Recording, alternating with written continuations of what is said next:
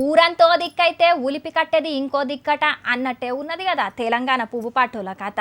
తతిమా పార్టీల లీడర్లేమో ఒక్కొక్కలం గెలిస్తే పార్టీ అంతా గెలిచినట్టే, ఎన్ని ఎక్కువ సీట్లు వస్తే గంత బలం పెరుగుతుంది అని అనుకుంటుంటే పువ్వు పార్టీలేమో పక్కనోళ్ళు గెలిచినా మంచిదే కానీ మా పార్టీలోడైతే అస్సలు గెలవద్దు అని అనుకుంటున్నారట. ఇప్పుడు వచ్చా ఎంపీ ఎలక్షన్లా మరి గిట్లెందుకు అని అంటే ఒకలంటే ఒకలకు పడక కాదు, ఇంకొక కొత్త ముచ్చట్టున్నది, గదేందో చూద్దాం పాన్రి.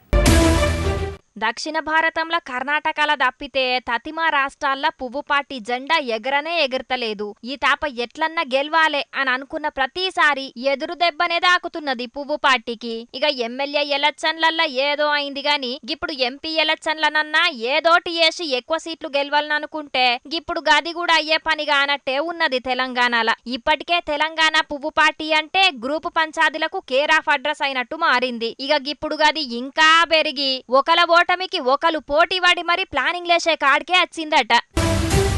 దేశంలో ఇప్పటికే 2 మల్కల గెలిచి 3వ మల్క కూడా గెలుస్తామని నమ్మికతోటున్నారు కదా పువ్వు పాటోళ్ళు. ఒగాల గెలిస్తేనైతే ఖచ్చితంగా సెంట్రల్ మంత్రి పదవి నాకే అత్తది అని ఊహల్లా మునిగి తేలుతున్నారట. తెలంగాణకెంచి పోయిన మల్క కిషన్ రెడ్డి సారుకు కేంద్ర మంత్రి పదవచ్చే. ఈ తాప కూడా గట్ల మరి ఎవలకత్తదో గాని గా ఆలోచనే గిప్పుడు వాళ్ళకే పంచాది మొదలయ్యేటట్టు చేసిందట. నాతోటి పాటు మా పార్టీలున్న ఇంకో అభ్యర్థి కూడా గెలిస్తే నాకచ్చే మంత్రి పదవి ఆళ్ళకేడబోతదో అని టెన్షన్ పడుతున్నారు.